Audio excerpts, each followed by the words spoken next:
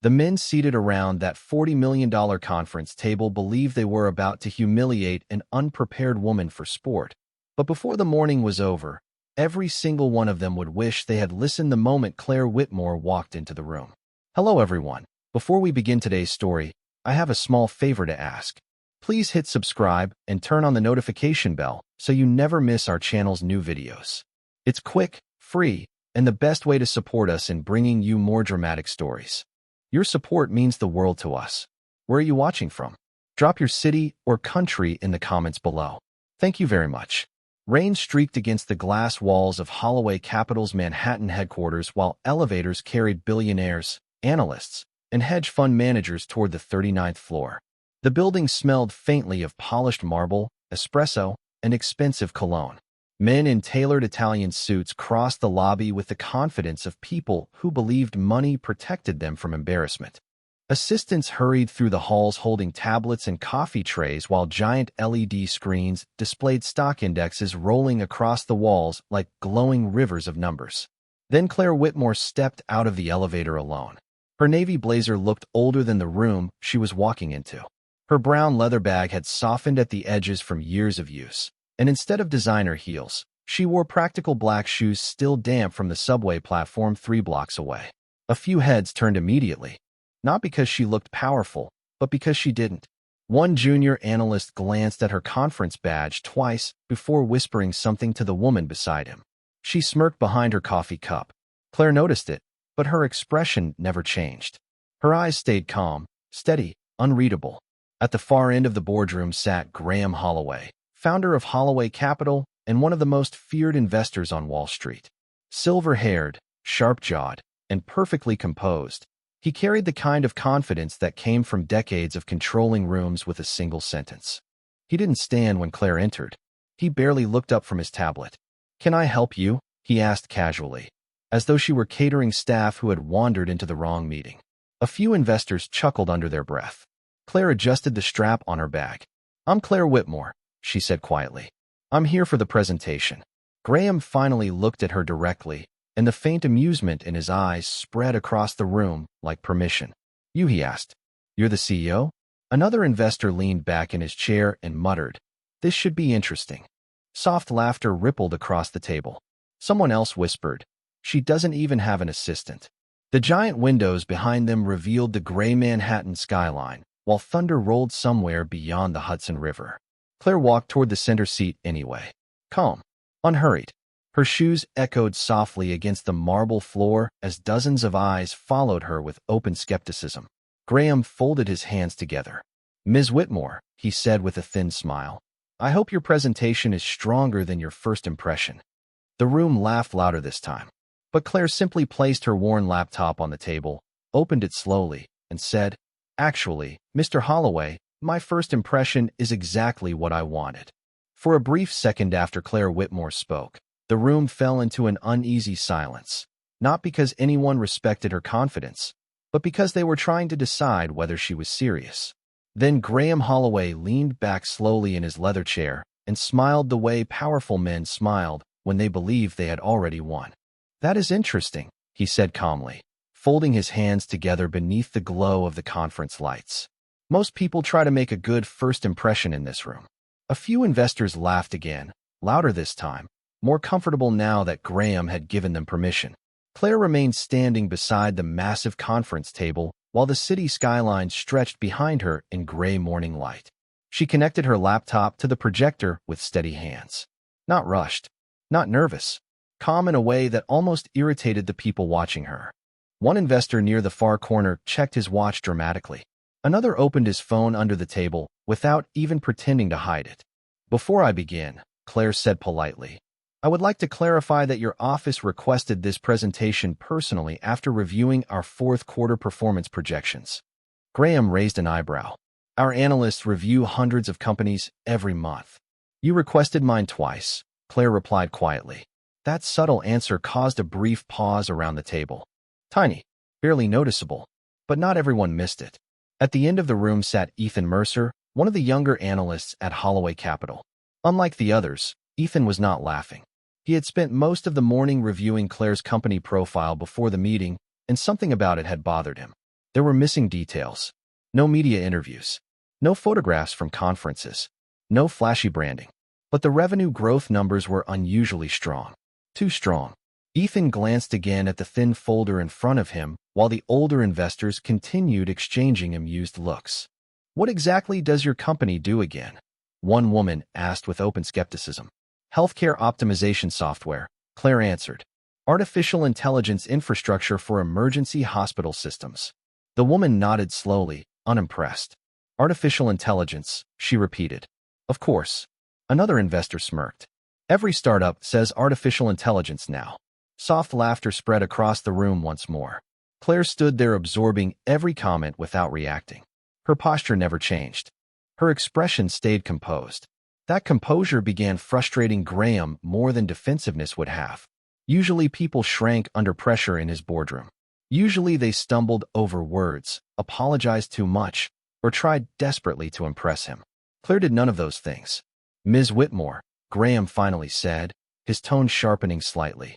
I think we should save everyone some time this morning.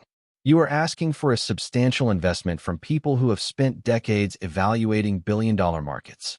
So perhaps you should begin with why exactly we should believe you belong in this room. The words landed hard. Even the assistants typing notes along the walls slowed for a moment. Ethan looked up immediately. He recognized what Graham was doing now. This was no longer a normal presentation. It was becoming a public test. Claire slowly looked around the table at the faces staring back at her. Some amused, some impatient, some openly dismissive. Beyond the glass walls, thunder rolled faintly over Manhattan.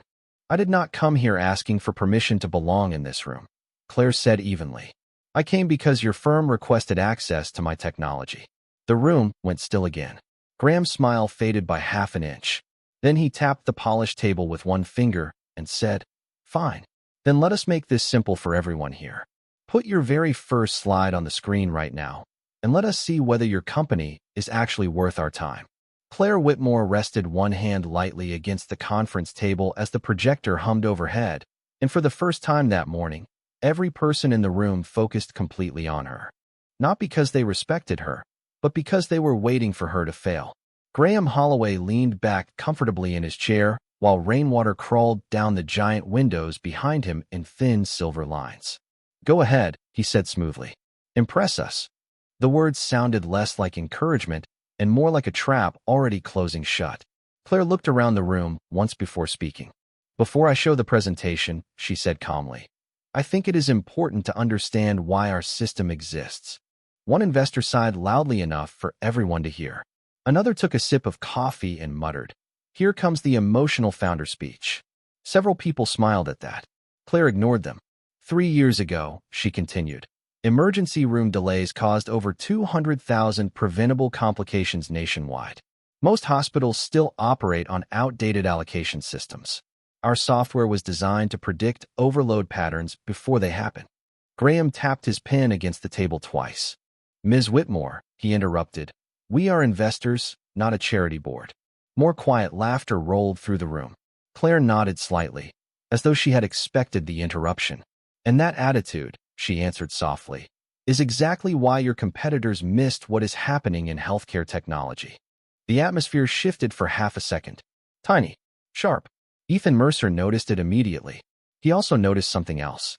While Claire adjusted her laptop screen, a thin silver key card slipped partially out from inside her leather bag. Ethan caught a glimpse of the logo printed on it and frowned. It was the same logo connected to one of the most secretive artificial intelligence firms on the East Coast, a company investors had been trying to identify for almost a year. Before he could look closer, Claire slid the bag shut again. Across the table, Graham smiled without warmth. Confident, he said. That is unusual for someone asking strangers for money. Claire met his eyes directly. I am not asking strangers for money. A hush touched the room again. One woman near the center seat exchanged a confused glance with another investor. Graham noticed the reaction immediately and decided to regain control before the room drifted too far in Claire's direction. Interesting choice of words, he said.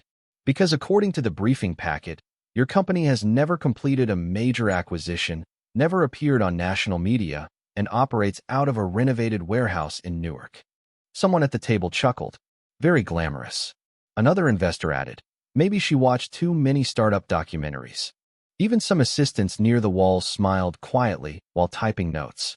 Claire remained perfectly still beneath the cold conference lighting. The insults were becoming more direct now, less disguised. Graham stood slowly from his chair and began walking around the table with measured confidence. His polished shoes clicked sharply against the marble floor while every eye followed him. "You know what I find fascinating?" he said casually. "People today think having a laptop and a buzzword makes them visionaries." He stopped directly beside Claire's chair and looked down at her presentation screen without asking permission. Artificial intelligence, market disruption, predictive systems. He shook his head faintly. Half of Wall Street is drowning in founders making promises they cannot deliver. Claire closed her laptop gently before he could look further. That small action drew several raised eyebrows. Graham smiled wider now. He believed he had cornered her. "Actually," he said loudly enough for everyone in the room to hear, "I think we should make this meeting more efficient."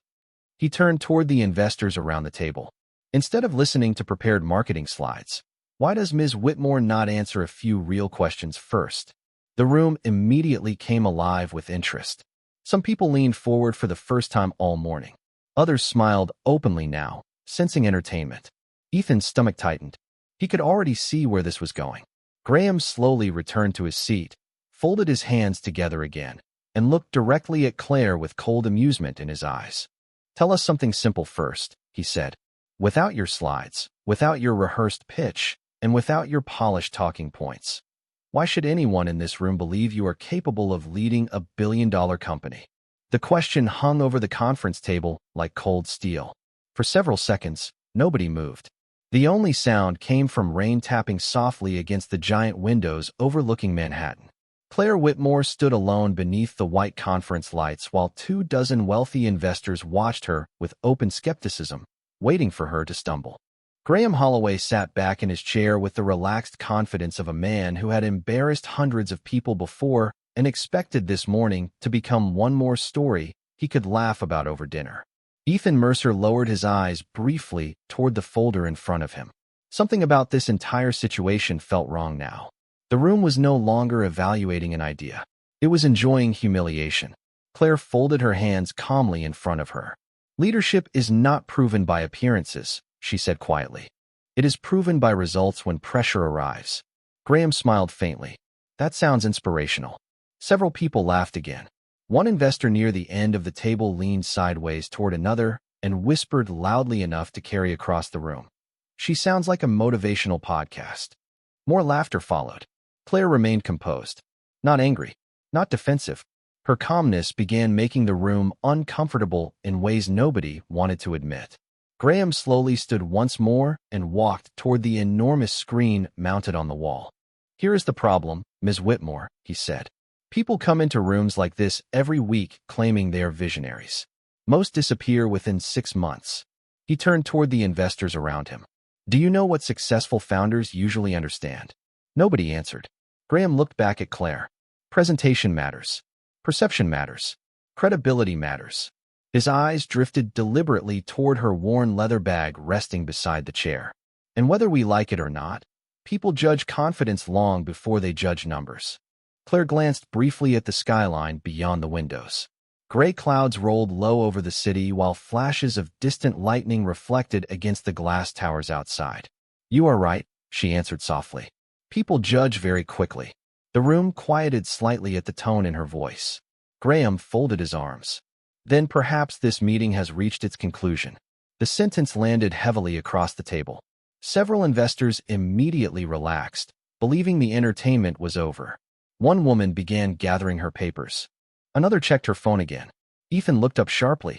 Even he had not expected Graham to dismiss her publicly this fast. Claire slowly closed her laptop. The metallic click echoed through the room far louder than it should have. Nobody spoke. For one strange moment, the atmosphere shifted from amusement to something colder. Graham walked back toward his chair and nodded politely toward the door. "I appreciate your time, Ms. Whitmore," he said smoothly. But Holloway Capital invests in companies prepared for this level of conversation. One of the older investors smirked openly now. "Maybe try smaller venture groups first." Quiet chuckles followed again. Claire reached for her bag without rushing. As she lifted it, The silver key card inside became visible for another brief second beneath the conference lights. Ethan saw the same unfamiliar logo again, and this time his expression changed completely. His eyes widened slightly before he quickly looked toward Graham, uncertain whether to say something. But he stayed silent. Claire placed the strap over her shoulder carefully and looked around the room one final time. There was no bitterness in her face, no anger, only disappointment, so controlled it somehow carried more weight than outrage ever could. The unfortunate thing about powerful rooms, she said calmly, is that they often become so obsessed with appearances that they stop recognizing substance standing directly in front of them. The room went silent. Even the assistants near the walls stopped typing. Graham's jaw tightened almost invisibly, but he gestured toward the door anyway. Claire nodded once, dignified to the very end, and began walking across the marble floor while thunder rolled softly outside the building. Her footsteps echoed through the silent boardroom, steady and unhurried. And just before she reached the door, Ethan Mercer suddenly noticed the name printed beneath the hidden logo on her silver card. The blood drained from his face instantly. The elevator doors closed softly behind Claire Whitmore, sealing away the laughter and polished arrogance of the boardroom above her. For several seconds, she stood alone beneath the muted fluorescent lights, one hand resting lightly against her leather bag while the elevator descended through the tower in complete silence. Her reflection stared back at her from the mirrored walls. Calm eyes, tired eyes, not defeated, never defeated. Outside, Manhattan disappeared beneath sheets of rain while traffic crawled along wet streets 39 floors below. Claire exhaled slowly as the elevator reached the lobby. The marble floors downstairs were quieter now than they had been that morning. A few executives crossed through the building entrance carrying umbrellas and speaking into wireless headsets, too busy to notice the woman walking toward the revolving doors alone. But someone did notice. Ms. Whitmore. Claire turned gently. Ethan Mercer stood several feet behind her near the security desk, slightly out of breath as though he had rushed downstairs the moment the meeting ended. He hesitated awkwardly before approaching closer. I just wanted to say, he stopped himself, glancing briefly toward the elevators behind him. What happened up there was not right. Claire studied him for a moment. Ethan was young, maybe early 30s, with the nervous posture of someone still learning how dangerous powerful rooms could become. She offered him a small smile. Thank you, she said softly. That takes more courage than you probably realize. Ethan lowered his voice. I saw the logo on your keycard. Claire's expression did not change, but the silence between them deepened slightly. I know what company that belongs to, he continued carefully. I just do not understand why you did not tell them. Rain hammered harder against the giant windows facing the avenue outside. Claire looked toward the storm beyond the glass. Because people reveal themselves fastest when they think you have nothing to offer them, she answered quietly. Ethan frowned. Still, after the way they treated you. Claire interrupted gently. My younger brother spent 11 hours waiting in an emergency room because a hospital system failed during an overload event.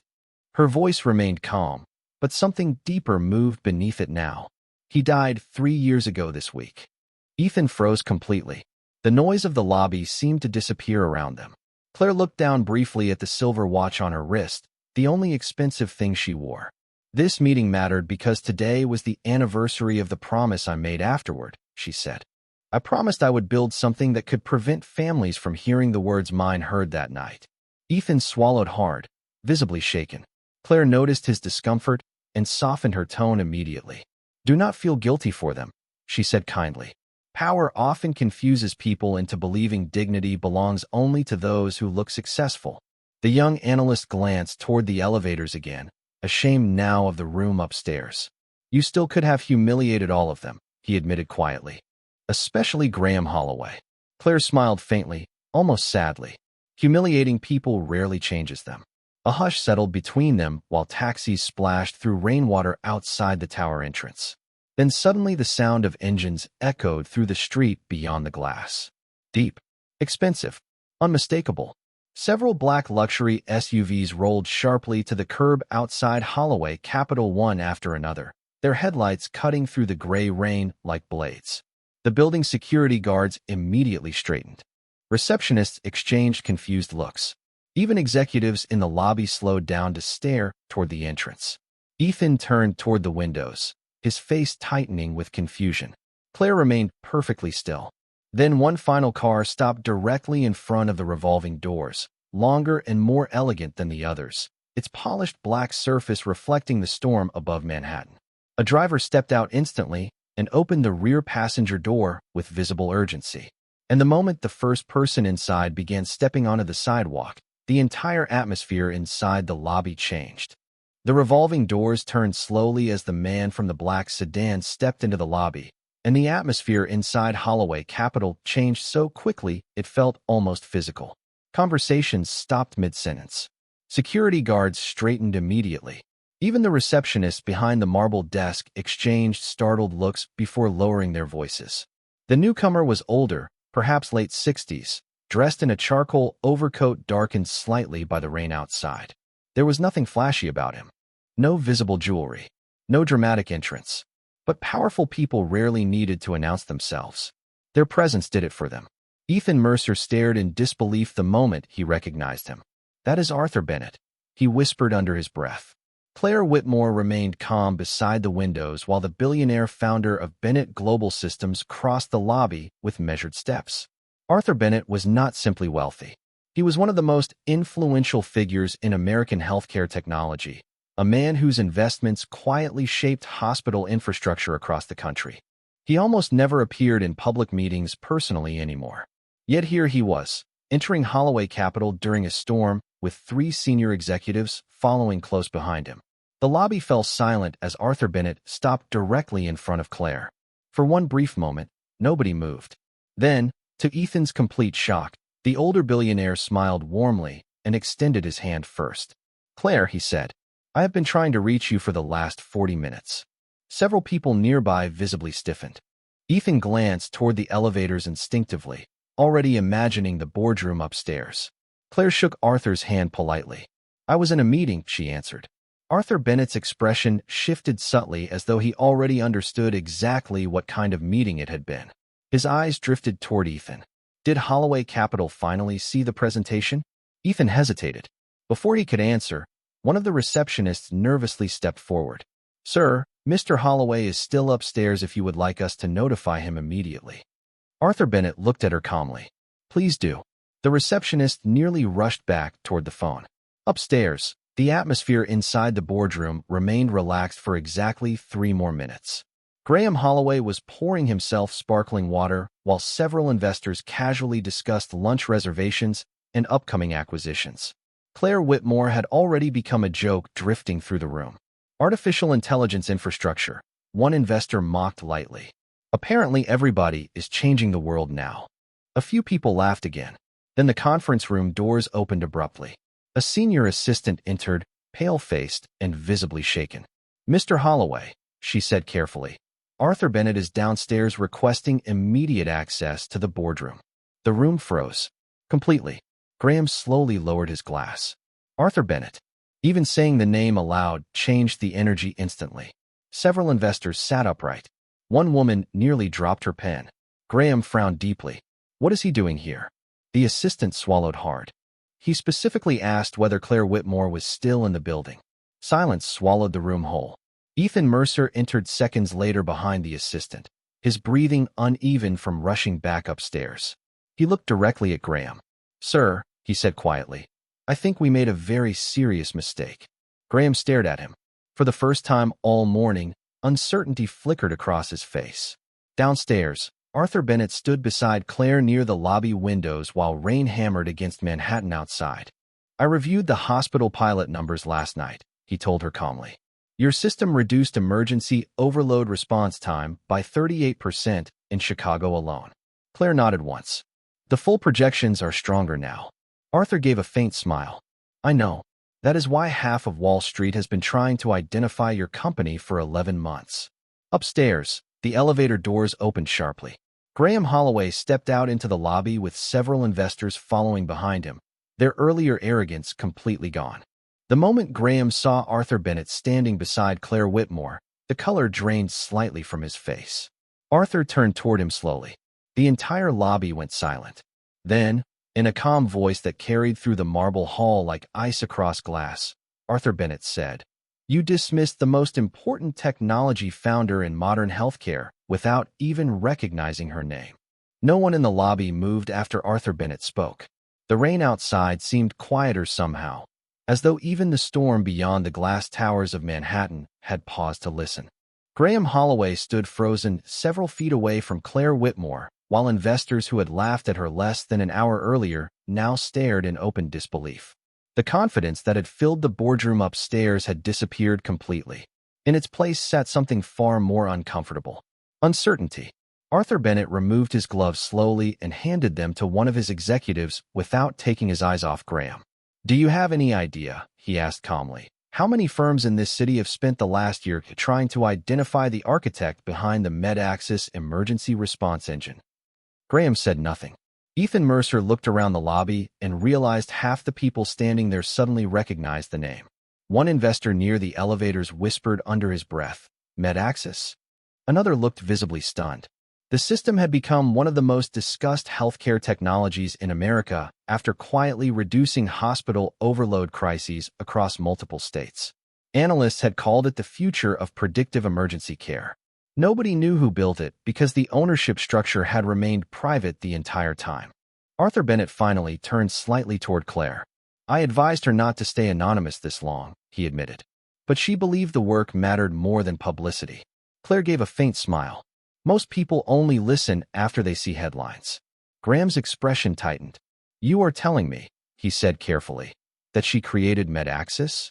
Arthur looked directly at him. 92% ownership. A hush swept through the lobby. One of the women investors from upstairs lowered her eyes immediately, remembering every dismissive comment she had made about Claire's appearance, her clothes, even her voice. Another investor slowly removed his glasses as though trying to process what he was hearing. Ethan Mercer finally stepped forward. "Sir," he said toward Graham, "the fourth quarter projections she referenced this morning matched the Chicago pilot expansion numbers exactly." He swallowed once before continuing. "I checked them personally last week. They were real." Graham stared at Claire now in complete silence. For the first time since she entered his building, he was no longer looking down at her. He was trying to understand how he had failed to recognize someone the rest of Wall Street had been searching for. Claire could see the realization forming behind his eyes, and somehow that made her sadder than angry. Arthur Bennett glanced briefly toward the investors gathering near the lobby entrance. "Do you know something else interesting?" he asked quietly. 3 hospitals that survived winter overload conditions this year only did so because Claire Whitmore personally refused to charge emergency licensing fees during deployment. Several people looked at Claire in shock. One investor frowned. "You gave hospitals free access to a billion-dollar system?" Claire answered calmly. "Children were waiting in hallways for care." Nobody spoke after that. The silence deepened into something heavier now. Respect. Shame. Reflection. Graham looked down briefly before speaking again.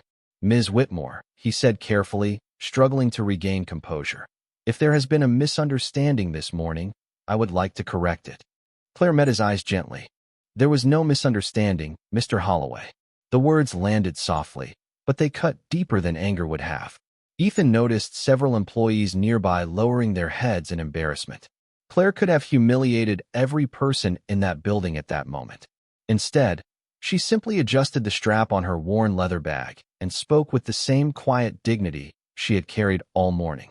"You treated me exactly the way you believed someone without status deserved to be treated," she said. "That honesty is more revealing than any presentation." The lobby fell completely silent again. Even Graham Holloway had no immediate response. Then one of the older investors from upstairs stepped forward slowly. His voice was quieter now, stripped of arrogance. "Ms. Whitmore," he said respectfully, "I believe we owe you an apology." Claire looked at him for a moment before answering. Respect should not appear only after wealth is recognized.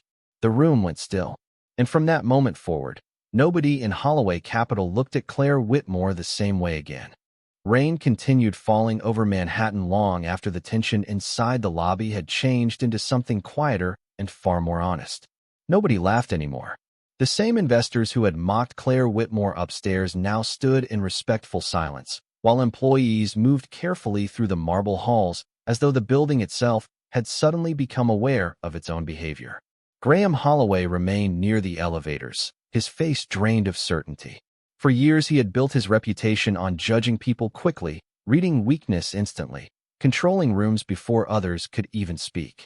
Yet standing there beside Claire, he understood something deeply unsettling. He had not recognized brilliance because he had been looking for wealth instead of character. Arthur Bennett glanced toward Claire. "The Hospital Coalition Board is waiting for your decision," he said calmly. "They are prepared to move forward immediately." Several investors exchanged confused looks. Claire nodded once. "Then let us move forward," she answered. Graham looked up sharply. "You still intend to launch through New York?" Claire turned toward him politely. "This city needs the system as much as any other." The answer landed heavily because everyone knew she could have walked away. She could have embarrassed Holloway Capital publicly, denied them access permanently, or allowed the story to spread through Wall Street by morning. Instead, she remained calm, focused entirely on the hospitals and patients her technology was designed to protect. Ethan Mercer finally stepped forward again, finding more confidence now than he had possessed earlier that morning. "Ms. Whitmore," he said carefully, "if there is any way I can help with the implementation process, I would like the opportunity." Claire studied him for a moment before smiling gently. "You spoke honestly when it became uncomfortable," she said. "That matters more than titles." Ethan lowered his eyes slightly, humbled by the kindness in her voice. Arthur Bennett nodded approvingly. "We could use more analysts who pay attention to people instead of appearances." Nearby employees quietly exchanged looks. The atmosphere inside the lobby had transformed completely now. Receptionists who once barely noticed Claire watched her with admiration. Security guards straightened respectfully each time she passed. Even some of the investors from upstairs approached cautiously, no longer carrying the arrogance that had filled the boardroom earlier. One older woman stepped forward slowly. "Ms. Whitmore," she said softly, "I was wrong about you." Claire answered without bitterness. "Most people are taught to trust confidence that looks expensive." The woman lowered her eyes in shame. Claire gently continued. "The important thing is deciding whether we learn from those moments." Graham Holloway listened quietly to every word. No one attacked him. No one mocked him back. Somehow that made the lesson harder to escape. Arthur Bennett then turned toward the executives standing beside him. "Effective immediately," he announced. "Bennett Global Systems will redirect the Northeast Expansion Partnership away from firms that failed today's evaluation." Several investors visibly stiffened. Graham's expression darkened slightly. Holloway Capital had spent months competing for that partnership opportunity. Arthur's voice remained calm. "We need partners capable of recognizing integrity before publicity introduces it for them." The statement was professional, measured, and devastatingly clear. Claire looked toward Graham before anyone else could speak. "I do not want this company destroyed over one meeting," she said quietly. Every person nearby looked at her in surprise. Graham himself seemed caught off guard. Claire continued calmly. "But systems improve only when people inside them decide to improve too." Silence settled across the lobby again. Graham stared at her for several long seconds, struggling to understand why the woman he had humiliated was now protecting his firm from greater damage. Then slowly, for the first time that entire day, his posture changed. The arrogance disappeared completely. "I spent years believing intelligence announced itself through power," he admitted quietly. "Today I realize dignity usually arrives much quieter." Claire said nothing. She simply gave a small respectful nod before turning toward the glass entrance doors where the storm outside had finally begun to clear. And as Graham Holloway watched her walk through the lobby surrounded not by fear, but by genuine respect, he understood the deepest lesson of all. The most powerful person in the room had been the one who never needed to prove it. 3 months later, the rainstorms of that Manhattan morning had long disappeared, but people inside Holloway Capital still spoke quietly about the day Claire Whitmore walked through their lobby carrying a worn leather bag and changed the atmosphere of the entire company without ever raising her voice. The boardroom upstairs looked different now. Not physically, but emotionally. The mocking laughter was gone. The careless arrogance had softened. Employees noticed it first. Analysts were interrupted less often during meetings. Junior staff were invited into conversations that once belonged only to executives. Even the reception desk in the lobby carried a small framed message that had quietly appeared 1 week after Claire's visit. It read, "Respect should never depend on appearance." Nobody publicly claimed responsibility for placing it there, but everyone knew. Across New York, MedAccess continued expanding through hospital systems at record speed. Emergency response delays dropped dramatically in multiple cities, and for the first time in years, smaller hospitals with limited budgets gained access to predictive technology previously available only to wealthy institutions. Claire Whitmore still refused media interviews most of the time. She still rode the subway occasionally. She still wore the same navy blazer during late-night development meetings with her engineers. Some things never changed because they never needed to. On a quiet Thursday evening, Claire stood inside a newly renovated pediatric emergency wing in Newark General Hospital while nurses moved calmly through bright hallways behind her. The expansion had been funded partly through the partnership Arthur Bennett helped secure after the incident at Holloway Capitol. A small bronze plaque near the entrance carried her younger brother's name. Claire touched the edge of it gently with her fingertips while warm evening light spilled through the hospital windows. For a moment, she simply stood there in silence. Peaceful, not triumphant, just peaceful. He would have been proud of you. Claire turned softly at the voice behind her. Graham Holloway stood several feet away near the hallway entrance, dressed far more simply than the day she first met him. No entourage, no polished performance, just honesty. Claire looked surprised to see him there. Graham approached slowly. Arthur Bennett told me you were visiting the hospital tonight, he admitted. I hope I am not intruding. Claire shook her head gently. Graham glanced toward the plaque carrying her brother's name, and for several seconds he said nothing at all. When he finally spoke, his voice carried none of the confidence that once controlled boardrooms. I spent years believing successful people looked a certain way, he said quietly. And because of that, I failed to recognize one of the most important people I have ever met. Claire remained silent, allowing him to finish. Graham lowered his eyes briefly. I embarrassed you publicly, he continued. Not because you lacked value, but because I judged your worth before listening to your words. His expression tightened slightly with regret. I am deeply sorry, Claire. The hallway stayed quiet except for distant monitor sounds and soft footsteps from nurses passing nearby. Claire studied him for a long moment before answering. A sincere apology changes more than pride ever will. Graham nodded slowly, visibly humbled by her grace. Before leaving, he handed her a small folder.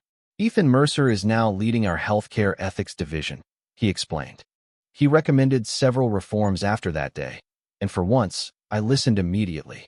Claire opened the folder slightly and saw Ethan's name beside a major promotion announcement along with funding approvals for new nonprofit hospital partnerships. A faint smile touched her face.